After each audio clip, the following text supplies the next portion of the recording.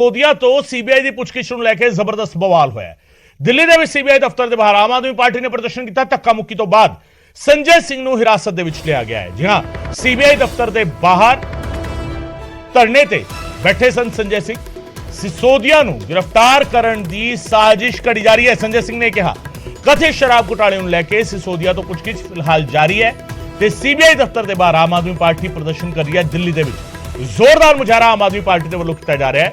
CBI ਦਫ਼ਤਰ ਦੇ ਬਾਹਰ ਧਰਨੇ ਤੇ ਸੰਜੇ ਸਿੰਘ ਬੈਠੇ ਸਨ, ਜਿਨ੍ਹਾਂ ਨੂੰ ਹਿਰਾਸਤ ਦੇ ਵਿੱਚ ਲਿਆ ਗਿਆ ਹੈ। ਸਿਸੋਦੀਆ ਨੂੰ गिरफ्तार ਕਰਨ ਦੀ ਸਾਜ਼ਿਸ਼ ਘੜੀ ਜਾ ਰਹੀ ਹੈ। ਸੰਜੇ ਸਿੰਘ ਨੇ ਕਿਹਾ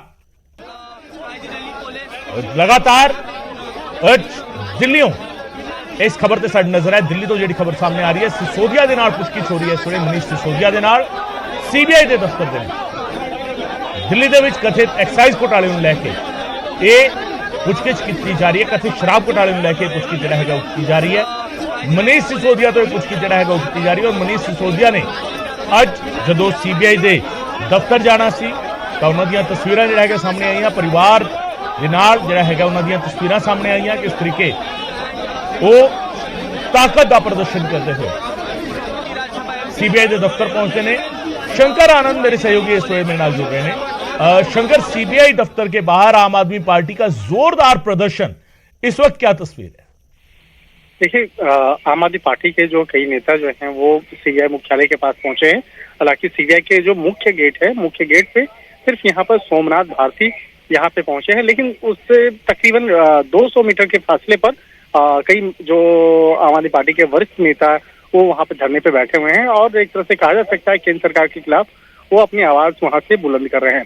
देखिए, मनीष सिसोदिया की अगर बात करें तो मनीष सिसोदिया से इस वक्त में पूछताछ चल रही है। सीबीआई मुख्यालय के अंदर में पूछताछ चल रही है और जिस तरह से आज आपका दिल्ली आबकारी विभाग मामले से जुड़े मामले में आज पूछताछ की जा रही है कि किस तरह से इस फर्जीवाड़े को अंजाम दिया गया, वो कौन कौन से लोग थे और एक्साइज पॉलिसी जो बनी गई थी और जिस तरह से एक्साइज पॉलिसी में बदलाव किया गया था, तो क्या इस मामले की जानकारी मनीष सिसोदिया को थी या नहीं?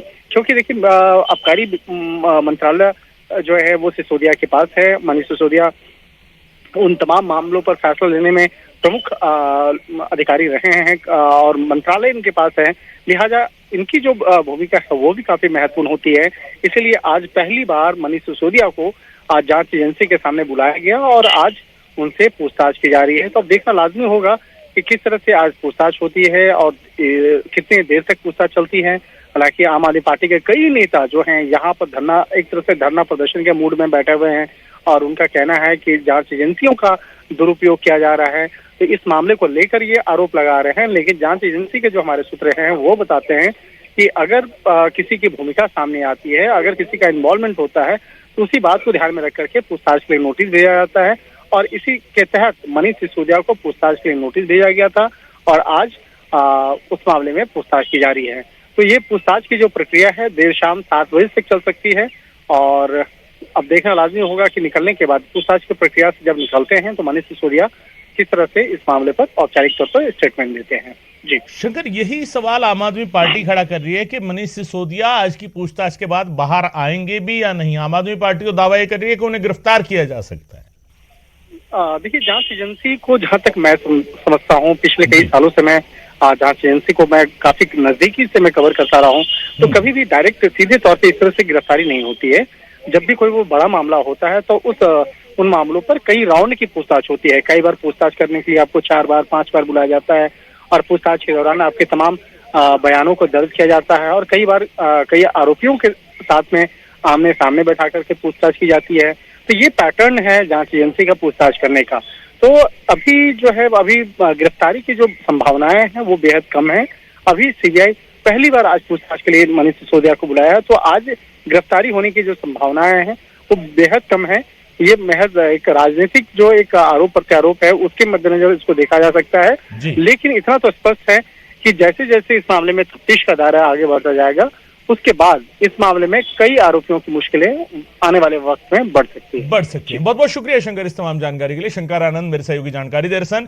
जिस तरीके आज पहला राउंड है पूछगिछ था और शंकर ने बड़ी स्पष्ट गल कही है कि सीबीआई या जांच एजेंसी जड़ी होनी कोई भी जांच एजेंसी हो वो अजिहा नहीं होंदा कि पहली राउंड के लिए किसी को सद्या और सीधा गिरफ्तार कर लवे। ਕਈ ਰਾਉਂਡ ਦੀ ਪੁੱਛਗਿੱਛ ਜਿਹੜਾ ਹੈਗਾ ਉਹ ਹੁੰਦੀ ਹੈ। ਅੱਜ ਪਹਿਲਾ ਗੇਟ ਹੈਗਾ, ਇਹ ਹੋ ਸਕਦਾ ਹੈ ਕਿ ਸ਼ਾਮ ਤੱਕ ਪੁੱਛ ਪੜਤਾਲ ਚੱਲੇ, ਸਵਾਲ ਜਵਾਬ ਕੀਤੇ ਜਾਣ ਔਰ ਉਸ ਤੋਂ ਬਾਅਦ ਅਗਲੇ ਰਾਉਂਡ ਦੇ ਲਈ ਫੇਰ ਕਦੇ ਸੱਦਿਆ ਜਾਵੇ, ਫਿਰ ਜਿਹੜਾ ਹੈਗਾ ਨੈਕਸਟ ਡੇਟ ਰੱਖੀ ਜਾਵੇਗੀ।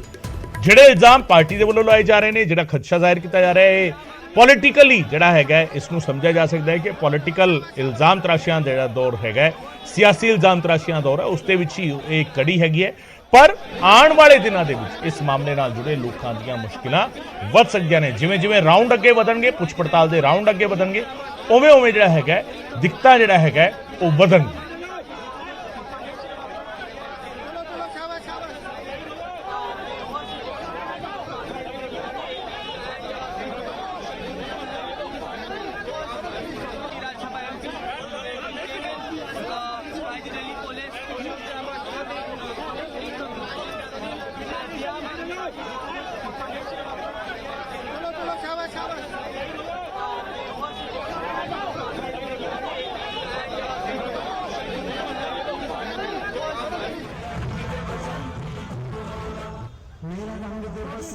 ਤੇ ਸੀਬੀਆਈ ਦੇ ਅੱਗੇ ਪੇਸ਼ ਹੋਣ ਤੋਂ ਪਹਿਲਾਂ ਸਿਸੋਦੀਆ ਨੇ ਸ਼ਕਤੀ ਪ੍ਰਦਰਸ਼ਨ ਕੀਤਾ। ਘਰੋਂ ਤਿਲਕ ਲਗਾ ਕੇ ਮਾਂ ਦੀਆਂ ਸੀਸਾਂ ਲੈ ਕੇ ਨਿਕਲੇ ਸੀਗੇ। ਸਮਰਥਕਾਂ ਦੇ ਹਜੂਮ ਦੇ ਨਾਲ ਰਾਜਘਾਟ ਪਹੁੰਚ ਕੇ ਮਹਾਤਮਾ ਗਾਂਧੀ ਨੂੰ ਉਹਨਾਂ ਨੇ ਨਮਨ ਕੀਤਾ ਔਰ ਉਸ ਦੇ ਬਾਅਦ ਜਿਹੜਾ ਹੈਗਾ ਇੱਕ ਸ਼ਕਤੀ ਪ੍ਰਦਰਸ਼ਨ ਕਰਦੇ ਹੋਏ ਮਨੀਸ਼ ਸਿਸੋਦੀਆ ਜਿਹੜਾ ਹੈਗਾ ਪਹੁੰਚਦੇ ਨੇ ਸੀਬੀਆਈ ਦੇ ਹੈੱਡਕੁਆਟਰ, ਸੀਬੀਆਈ ਦਫ਼ਤਰ ਜਿਹੜਾ ਹੈਗਾ ਪਹੁੰਚਦੇ ਨੇ, ਜਿੱਥੇ ਉਹਨਾਂ ਦੇ ਨਾਲ ਕੁਝ ਪੜਤਾਲ ਜਿਹੜਾ ਹੈਗਾ ਉਹ ਕੀਤੀ ਜਾ ਰਹੀ ਹੈ।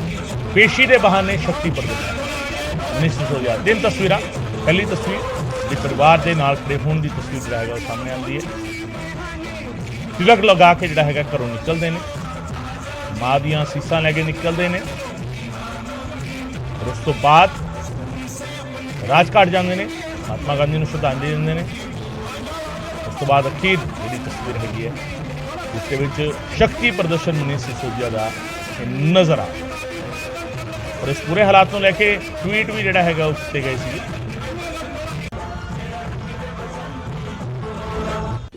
इनकी तैयारी अब मुझको गिरफ्तार करने की है। इन्होंने पहले सीबीआई रेड कराई मेरे इस घर में, इनको उसमें कुछ नहीं मिला, एक पैसे का कोई भ्रष्टाचार नहीं मिला इनको मेरे घर में।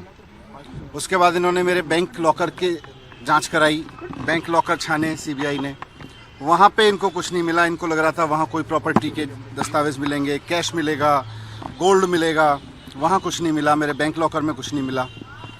इन्होंने मेरे गांव में जाके पूछताछ की कि वहाँ हो सकता है ज़मीनें खरीदी हों, खूब पूछताछ की इन्होंने, वहाँ भी कुछ नहीं मिला। इनको भी पता है कि ये पूरा केस फर्जी है। ये पूरा केस मेरे खिलाफ जो चलाया जा रहा है ये पूरा फर्जी केस है। इनका मकसद मुझे गिरफ्तार करके जेल में डालना है ताकि मैं गुजरात